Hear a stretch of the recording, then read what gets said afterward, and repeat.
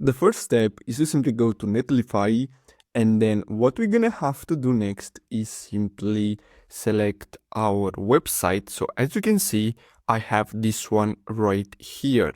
So we're gonna have to click on it and then simply go to domain management. Now from here, we have our domain, our Netlify domain. So if you want to connect a custom domain, we're gonna have to click on add a domain.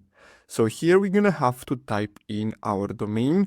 Now for this tutorial, I'm gonna use Hostinger. So if you want to get a domain, make sure to check out this video description because you're gonna get a huge discount if you use my code, and basically you're gonna be able to buy your domain. So as you can see, we have here our domain. So I'm gonna use this one here, and then I'm gonna type in here the domain and click on verify.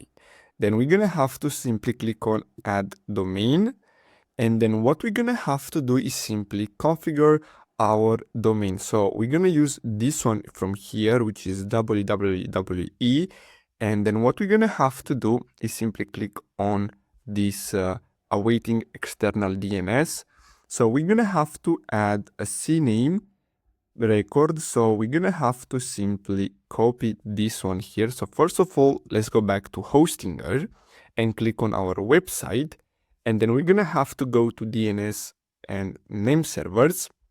And from here, what we're gonna have to do is simply make sure that we delete, if you have any CNAME from here, make sure you delete these. And then here it says manage DNS records. We're gonna have to select CNAME, and then let's go back to Netlify, and then we're gonna have to add this one here. So let's add the target here and then click on add record.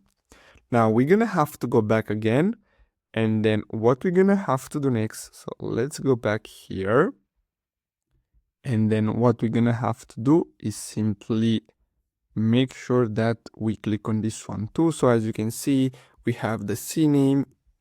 So now we're gonna have to set this as primary domain. So let's click on set as primary domain. And basically what we're gonna have to do, so first of all, we're gonna have to wait until the process completes. So it should take a few minutes in order to complete this, but overall, that's all we have to do. So I really hope you found this video helpful. Don't forget to like and subscribe. Thanks for watching.